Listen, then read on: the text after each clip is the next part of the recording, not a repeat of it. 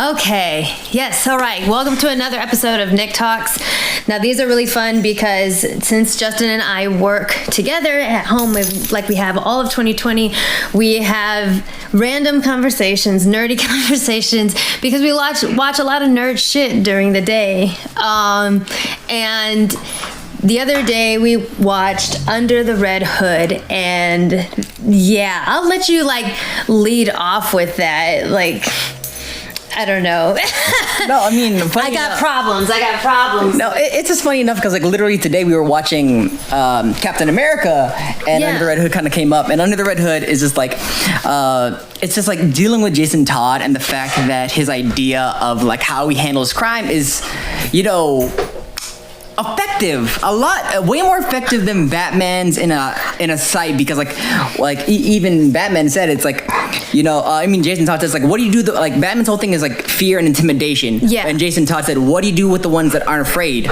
I'm doing what you can't, I'm taking them out. I'm well, this is basically a little glimpse into why I favor Marvel over DC, because I've said before, of course, I think that Marvel characters are more relatable, and I think that their character development is better, especially in the cinematic universe and just in general.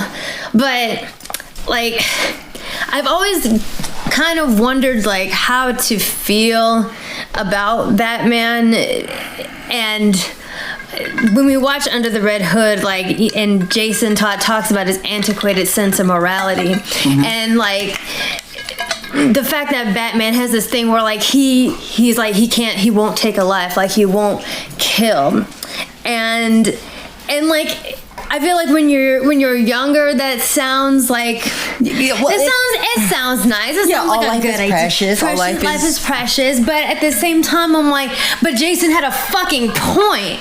We've been watching this movie for a while now, and now at this point in my life, I'm you know what? Jason had a goddamn point. He's I'm not talking about killing Dent. I'm not talking about killing just some hoodlum. It's the Joker.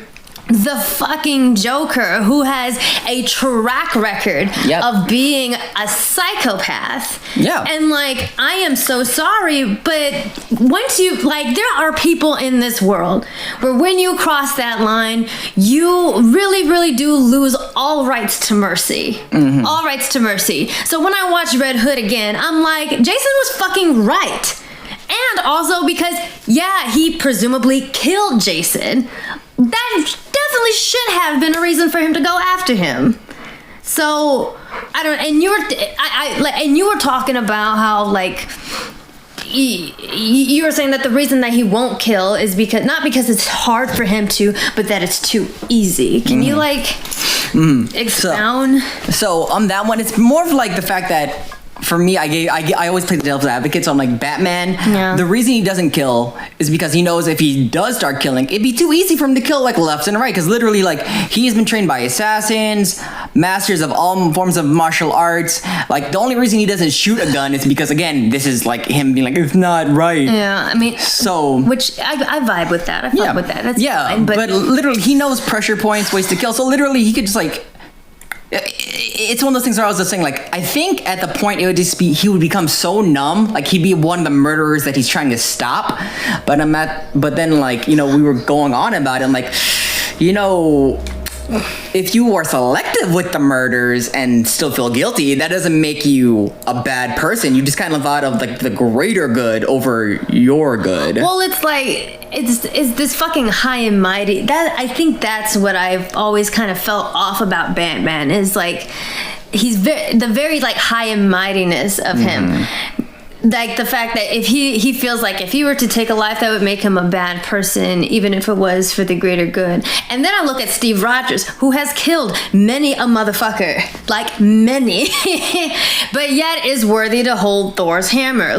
We know, he is a good man, and we know that his intentions are good, and he does acknowledge that he acknowledges even in the first Avengers movie that he's we were the greatest generation, and we did a lot of things that we made it hard for us to sleep at night, still does, but we did it because we believed we were keeping America safe. He says that in the first Avengers. I thought that was Winter Soldier. No, it was the Avengers. Oh. It was it was in like the very beginning. Or maybe no, you're right. I think it was Winter Soldier. Yeah, because he was talking to Nick Fury. He was talking to Nick Fury. Yeah, exactly. So yeah, nope, my bad. Yeah, he was talking to Nick Fury in the elevator, right? Or no, it was on the under the helicarriers. That's right. Not that it matters, but yeah, and he was saying like, yeah, we did that because we fucking had to. Like, they're Nazis. Like, it's not like drug dealers. It's not like, you know, because like they're killing people without remorse. These are Nazis. Like, this is the Joker. So I'm like, Batman is fucking selfish. Batman is fucking selfish because he's not willing to go past that line and this is my militariness talking, but like, you know, dehumanization is definitely something that we study, that is something that we do to our enemies, or the people that we have to kill, or quote unquote have to kill, whether we should be or not, to make it easier for us to do it. When you see someone as not a person anymore, it makes it very easy to go down that line. But this is the Joker. I'm like, you don't, like, so you're afraid to do what is definitely right for Gotham, which would be to eliminate him, and you don't want to deal with the aftermath of having to have self-control afterwards. Yeah, I mean, that's always what I'm like, that's why I was like, even my defense was like pretty lackluster, because, you know, everyone is like, most people in DC have killed at least once or twice. Batman, I think, maybe the only exception. People like batter left and right about the Killing Joke, if that's considered a kill, or if that's even canon universe. Yeah. But like Oliver Queen, the Green Arrow, killed somebody. Superman, probably not advertently, but like he's probably killed someone. Even the Killing Joke, which we also just watched, it's like, I wonder about the writing, because I still, and this is what you like I said, this is why I like Marvel better, because there is no way that a regular person would, after all of what Joker did to Gordon and what he did to Barbara and the pictures and everything, I'm sorry, there's no way that any regular ass person would be like, I wasn't brought in by the book. There's no way. There's no way. I don't care if you're commissioner or not. Like,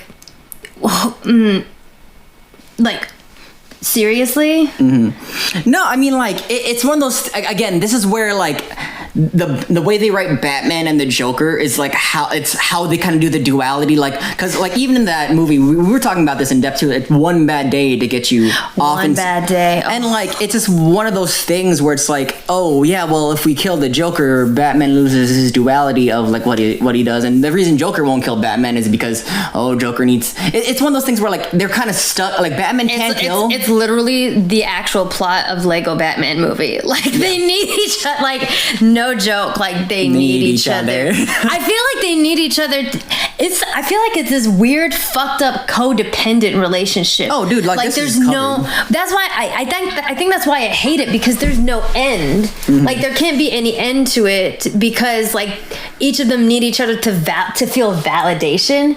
Because if you're Batman and you're actually concerned about doing your goddamn job, he would have killed Joker a long time ago. Just like Steve Rogers had no goddamn problem taking out all of S.H.I.E.L.D.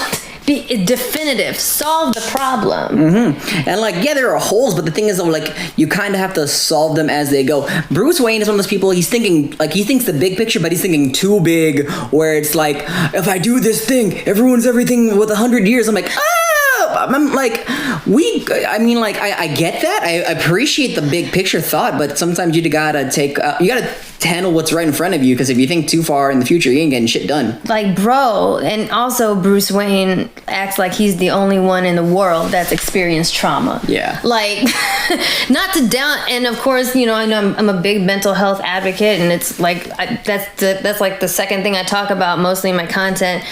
But also part of being traumatized and processing trauma is realizing that you are not the only one in the world that has gone through what you're going through. Many people have before you, many people are right now, and many people will in the future. Bruce Wayne acts like he's the only one that has ever lost their parents. Bruce Wayne acts like he's the only one that has ever experienced trauma, I feel. And here's the thing where I'm like, I think more about it, like, because comics for me I always like try to, I always want to dream one day that we can bring it into real life, you know, like maybe we can have some vigilantes, which honestly in the whole social climate that it is now, we kind of might need it. If I had superpowers, you know. Not even superpowers, it's more of like we had more skills. I got skills. Yeah, but can we like, I mean, can you drive? Yeah, I can drive. Not as much anymore. Can you drive more than 30 minutes? No. Then we got problems. That's such a jab at my generalized anxiety disorder. No, I'm just saying. Condition. I'm just saying Batman has to go on patrol, and so would other superheroes, and patrol lasts more than 30 minutes unless you're going to get a sidekick. I'm not going to be that sidekick. I'm going to be a partner. Just saying. I just get somebody to drive, like All Might had. What's his face? Whatever. Okay, we're derailing here because I'm about to lose my train of thought. But the idea of Batman like solving crimes is faulty because like any decent judge would be like, oh, I'm dismissing this out of, you know, the fact that you got evidence and a confession out of harassment and a third party, which is against the law. So in all honesty, it makes more sense to just kind of like knock him out. That's what I'm saying. If you're gonna be a vigilante and you're gonna like actually, that's what I don't. The idea, here's the thing, the idea of like being a hero is so attractive because like it's the idea of fixing the world without, you know, causing any damage. But it's like, are you doing it to help other people, or are you doing it to make yourself feel better? Yeah. I feel like Batman, for the most part, is really, like, he does a lot of good, yeah, but a lot of it, DC to Marvel, is to make himself feel better, which is why Joker stays alive. That's why Joker keeps on fucking shit up in Gotham. Yeah. And remember, and here's the thing, people have made this argument, and it's solid. Bruce Wayne could do a lot more for Gotham than Batman ever could. Because when Bruce Wayne could actually, like, he's a billionaire. He's a billionaire. Oh my God, that's another thing. He's a fucking billionaire. Do you know how many problems? I mean, and that's just a general. This is a general thing in the world. You know how many like worldwide problems a single billionaire or a few billionaires could fix? Honestly, you know what? With the amount alone, he could pay for the tuition of everyone at Gotham University.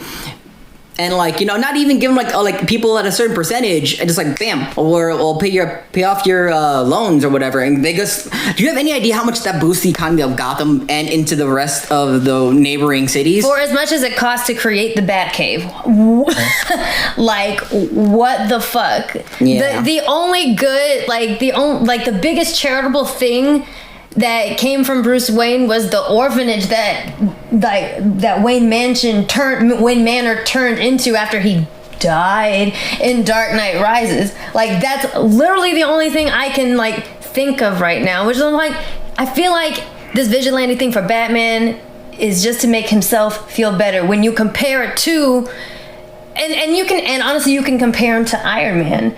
Yeah. Because like, here's the thing, Tony Stark does the same thing, but at least he's honest about it. It's like, yeah, I know I'm doing this. Quite honest. Yeah, but then he'll like do rent, like he sees what he's done wrong, and then like he'll fix it or like try to fix it.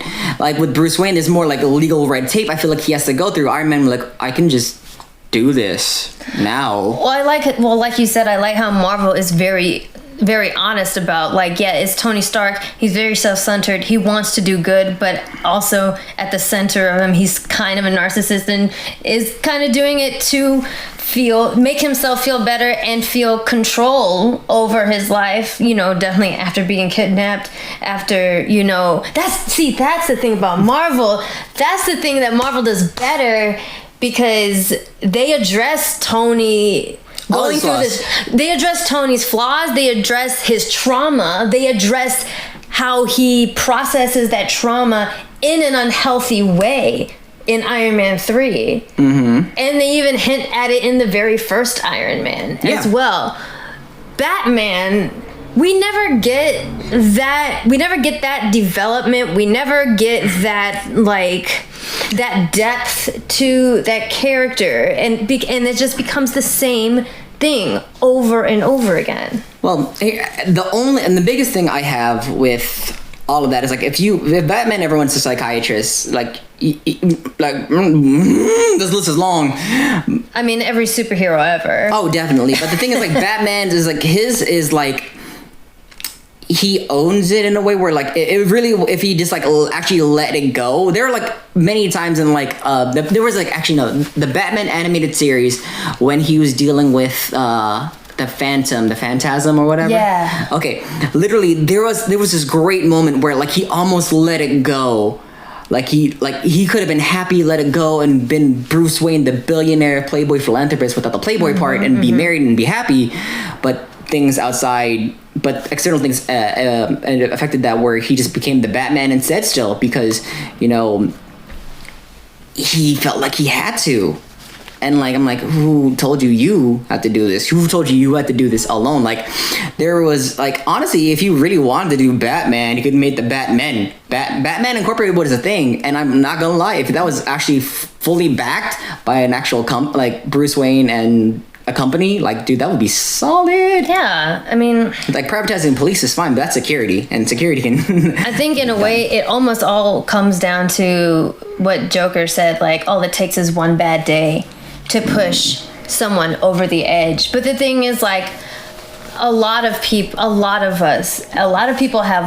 that one bad day. Pretty much every superhero has had that one bad day. For Steve, it was Bucky. For, you know, for Tony, it was a few months of being kidnapped. Or not really. No, it was going through the fucking wormhole. He had too many. Tony has so many. You know, Rhodey, he got paralyzed. Rhodey is paralyzed. Like, that's why, you know, but the thing is, like, you have a choice, though. Yeah. You have a choice. You have a choice to react to that one bad day, to that trauma. Of course, it's going to take a while for you to recover. But, I mean, and that's obviously the point that the Joker was trying to make. That, like, it really just takes one bad day to push you over the edge. And I think Bruce Wayne is actually, like, maybe he is scared of that. But either way, it is selfish. Because if you're scared of that, fucking admit it. Don't go parading around as a vigilante, like, doing some good, yes, but this one man has proven to be, like, extremely lethal, extremely dangerous, and the only reason you won't do what has to be done is your antiquated sense of morality. And like Jason Todd said, he was like, you're trying to rule by fear. What about the people that aren't afraid? Because there are people out there that aren't afraid. Yeah, like, the only thing that certain people fear is death, and that's very true. And, like, so, like, everything else you do before then, or, like, if it's not including, like, them dying or getting hung. It's questionable if the Joker even fears death, honestly. I don't think he fears death. That man is, like, deranged. It's like, if anything, he plans on dying, and he probably has backup plans, like, in case if he dies. But, you know, it's one of those things where, like, if Jason Todd actually kept on going with his plan, he would have, like they even said it in the movie, where, like, drug rates are going up but crime is down, because, you know what, once you kind of, like, he took them out, he gave them strict guidelines, like, if you don't fuck with children, like, no peddling to children or schoolyards. If you are, you're dead. And I was like, dang, those are strict guidelines, and I'm not gonna lie, you stop a lot of, like, the issues there, because, like introducing drugs to kids is how people become drug addicts, or most of the time. But if Jason Todd actually kept on going, he would have eliminated every single criminal. And sure, new criminals will always pop up and turn up, but then you have that fear of, like, I'm gonna die. But there wouldn't be no more Joker. Yeah. I mean, obviously, don't go crazy like the Philippines. Hey, man. Like the government in the Philippines, that was like, you know, but, well, you know, another thing, and we'll have to wrap it up in the next 10 minutes, but another thing rewatching Red Hood that I didn't like was when they were talking about, was it Ra's al Ghul? Ra's, yeah. Ra's al Ghul, who was talking about how he revived Jason. Mm-hmm.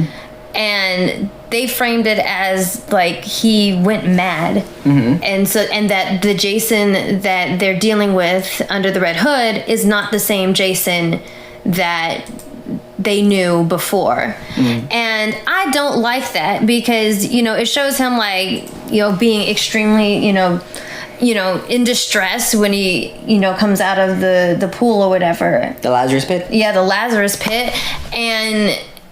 But like, if you were fucking resurrected from the dead and you woke up in the Lazarus pit, like, wouldn't anyone fucking freak out? Like, that's... I mean, like, and they even said, like, the Lazarus pit causes madness, and, like, the Lazarus the Lazarus pit does do that for a temporary time. Now, if they just, hung on to him a little bit better... I mean, I'm not gonna let Jason Todd, trained by Batman, he gouged the guy's eyes out on the way out. Okay, but yeah, I'm like, oh, well, yeah, he's mad, but somehow all of his martial arts came back real fucking quick. I don't think he's that mad. like I don't think you're dealing with a blank slate here, is what I'm saying. I don't like that they framed it that he went crazy and that's why he went down this road. I'm like, no, he had logic behind what he did. Yeah, it's because by the end they're like, oh, he wasn't crazy. He had a point. Like, there's a point. Exactly. And so, like, I don't know, that I don't necessarily like, probably because like in years past was before I got diagnosed with PTSD, and now I understand mental disorders a little better now, obviously because I have a few, but I always question things like that when people are quick to pin something on insanity. Mm-hmm. And I'm like, no. No, I'm like, anyone that wakes up from the dead in the Lazarus pit, you have no idea where you are. You don't know up from down. Like, what does a baby do when they are born? They cry. They cry. They scream. They cry. I mean, like imagine anyone coming out of a coma. You ask questions because you may like there are some things that are like solidly in your brain, but come on, even when you wake up every morning, you're like, like, come on, that's a huge coma that guy came out of, where it's like, yeah, that's why I don't like that they discredit Jason's intellect. Well, I also think that was writing just like to make it seem like he's doing this because he's mad. I'm like, I guess, but like by the end it resolves to like I have a point to all this insanity. Yeah, which like I said, it goes back to my frustration with the entire story, acting like, kind of like highlighting Batman's antiquated sense of morality that he won't kill the Joker, and acting like Jason's plan was like I said, births from insanity and psychopathic, and it's not. Mm-hmm. Like it really is not. It makes perfect sense, and I feel like a lot of the writing is done to discredit Jason and once again glorify Batman. But again, I think a lot of what he does is to make himself feel better about himself. I mean, the crazier thing about it all is that whenever you look at the characters that Batman has influenced and look beyond Batman, all the heroes and sidekicks or whatever, they are actually great heroes on their own. They just have to live behind the shadow of Batman, and it sucks. Because literally, Tim Drake is known as the best detective. Batman admits, he'll be a better detective than I am. Dick Grayson is the better acrobat, so literally his skills of espionage are great. Jason Todd, he's ruthless, but sometimes you need that ruthlessness. It gives you the edge in a fight. And Damian Wayne is he's the little hellion that could. Well, I just went crazy when they did the flashback to Jason when he beat that guy up real bad, and Bruce was like, you shattered his collarbone, you sent him into shock. I'm like, so? Shock is not dead. He'll wake up. I mean, with all the excessive violence he does, I'm like, why is this surprising? I mean, at the same time, I get it, Batman's you shouldn't be as bad as I am. So you're saying monkey? So Such a- do as I say, not as I do. I'm like, nah, that's not what happened. Especially when you're fighting crime. He does that to everybody. He does that to Barbara. Like he did that in was it the Batwoman? Which one was the animated one? Was the, Barbara Gordon? No, not Barbara Gordon. I'm talking. Well, Killing Joke. He did that to Barbara for sure, and then like Jason, and then I don't know. Just basically anytime there's a Robin. Anytime there's a Robin, anytime there's a sidekick, it's like, no, I can handle this. Like, but you can't. But yet you can't handle the responsibility of taking somebody out, which, by the way, it is his fucking responsibility. Mm-hmm. Because the only reason Joker does any of this stuff is to get his attention. Mm-hmm. It's the only reason why. So it is actually his responsibility to take him out. I know. And like, here's the thing, though. It's because, like, I will put this as my last bit before I'm, like, done talking. So the government's job is to, like, when you put people in asylum or jail, it is your job to keep them healthy, stable, and clean. So when Batman beats the crap out of him and puts him in a body cast, you know, you're not doing much of anything by letting the police arrest him, because now we have to pay for him to kind of like be healed up, to be in there, to eventually, you know, convince somebody to let him out. He goes out and then we're doing this all over again. So I'm like, you know, Batman, with all the bat cuffs you have in the bat cave, why don't you have I know you have a bat prison somewhere. Why don't you just keep him in there? Because it's not right. Like, what do you mean? I mean, he shouldn't. He should just kill him. Well, if he doesn't want to, I'll even give him that. If he doesn't want to kill him, you hold him then. Seriously, though, you're right. Like, this is your fucking mess, and you handle it. Yeah, I mean, like, literally, like Lego Batman had a point too, where they're like, you know what? With all the money that we spent catching and recatching these villains, we're spending millions to close to billions of dollars of taxpayer money to, you know, for Batman to play hero.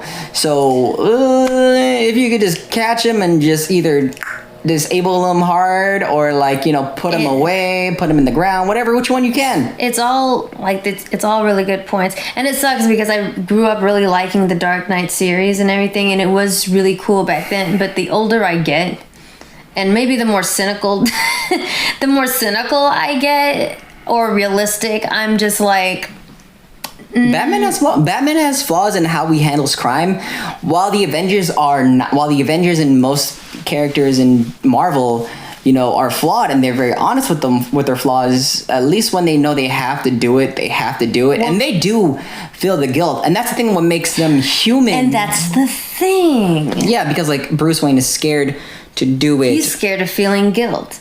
Yeah, but like, because he feels guilt already because he takes the responsibility of killing his own parents. I know I said this in the last bit, but I lied. But, you know, in the end, it's like, this is my fault. It's like, it's the kind of thing that a kid does that they need to handle, because it's not your fault. Someone's just like, Alfred should have said ad nauseum, it's not your fault, but it's not your fault. Like, fucking Good Will Hunting his ass. I'm pretty sure that he has. I'm pretty sure I've heard Alfred say, like, yo, you know, it wasn't your fucking fault, right? Like, yeah, but still, like, Good Will Hunting him, like, oh shoot. Well, and I think that, like, that's the point of why, like I said, I like Marvel characters more than I like DC, particularly Batman, because he's arguably the biggest one in cinema right now. And of course, I do love Wonder Woman. Mm-hmm. But the thing about, like, the Avengers, the thing about, like, Captain America, like, they had an end game, literally. But, like, there's an end to what they're doing. Mm-hmm. And the fact that Bruce is at the same time to, like, Robin and Barbara, and, like, do as I say, not as I do. I'm the one that has to shoulder all of this moral responsibility for being dark and fucking weird. But then you won't take responsibility for the monster that you continue to feed because you're afraid of feeling guilt. Mm-hmm. So what that tells me is, like, you're just afraid of losing your self-righteousness. Mm-hmm. I mean, because think about it. Like, I think after this bit, we got to wrap it up. I know we do. So think about it this way. With every villain in the Marvel Cinematic Universe, I will give the MCU their due credit, because what they do is that every villain that walks in, they either handle them, or they turn them to their side, or they disappear. Literally, that's all what happens. Like Yellow Jacket, killed. Ironmonger, killed. Whiplash, killed. There is no recurring villains, and that's because like I think a lot of us are mad. Like, why do they kill off these great villains? Like, well, in actuality, you kind of need to, because the idea of a returning villain. That's terrifying. That's terrifying. The fact that you couldn't handle it the first time or second time means that you are inefficient as a hero. And that's just me just saying it. Like, I get, like, you know, other universes have other qualms and everything, but the idea of you having powers to handle situations means that you aren't doing your job to actually, like, handle the situations. You're going easy on them for what? For whose sake? Yours. Mm-hmm. Not to be cliche, but with great power comes great responsibility. Yeah, like you get to do things that other people are not able to do. Yeah, Peter Parker suffers from that all the time. You see what happens to him in every freaking because he's on the same level as Batman on his morality. Like, since he doesn't kill, like literally, like all of his villains come back to bite him in the ass, and some of them have tried to kill Aunt May. Some of them like tried to ruin his marriage. Some have like succeeded in these certain aspects. So I'm like. See, if we just poop, we're good. But, you know, again, but comics have to sell, so they need recurring villains. And isn't and that's the end of it. Comics need to sell, and that's why we keep watching shit like Under the Red Hood. I'll still watch it. It's a great movie. Oh, God. You know? But yeah.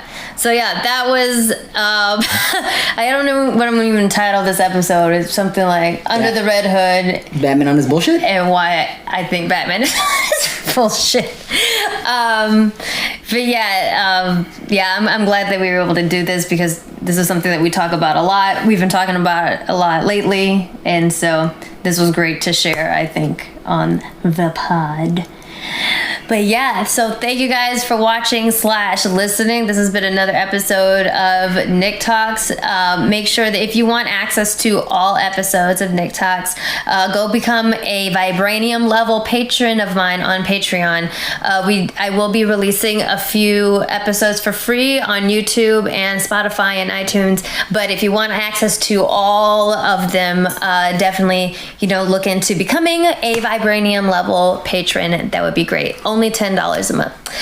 So yeah, thank you so much, and we will see you next time we think of something random to talk about. Won't be too long. Won't be too long. Won't be too long at all. All right. Thanks, guys. Bye.